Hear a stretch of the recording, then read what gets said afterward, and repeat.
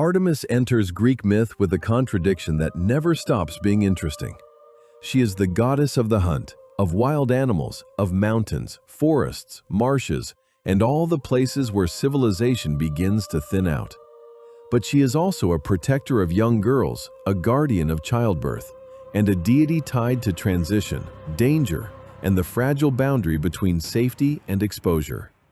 In other words, Artemis rules not over comfort, but over the moments when life is most vulnerable. In Homeric language, she is the archer, the maiden, the one who delights in the bow. Ancient art usually shows her as young, swift, and armed, often with a short hunting dress, quiver, and animals beside her. She is not imagined as static majesty. She is imagined in motion. That is important because Artemis is not a goddess of possession. She is a goddess of distance. You do not hold Artemis, you glimpse her. You hear her passing. And if you mistake that distance for weakness, myth usually makes you regret it. That is why so many of her stories are really stories about boundaries. Actaeon sees what he should not see and is destroyed. Niobe boasts against Leto and loses what she thought made her untouchable.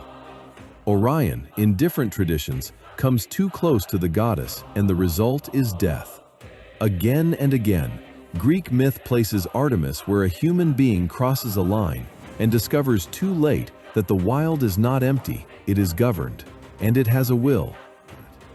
Artemis represents the part of reality that remains pure precisely because it does not negotiate with us.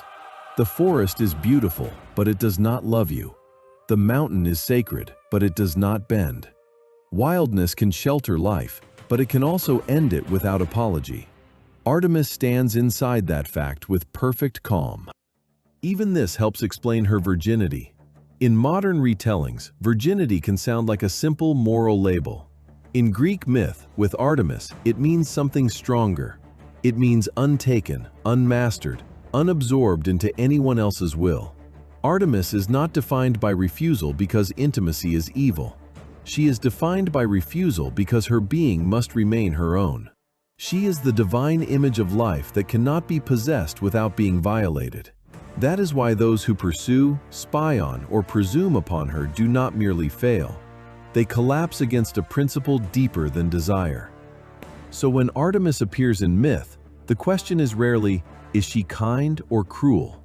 The deeper question is whether the human being before her understands the world they are standing in. Do they understand that innocence is not ownership? That beauty is not permission? That life at its most sacred is often life at its most exposed? Artemis does not lecture, she reveals, usually through consequence. And that leads to the final epiphany of Artemis. She is not in Greek myth merely to represent the wilderness. She exists to remind us that not everything sacred is warm, and not everything protective is gentle. Some things protect by remaining inviolable. Some truths preserve life only because they resist us. Some boundaries are not prisons. They are the conditions under which innocence, dignity, and living order can survive at all.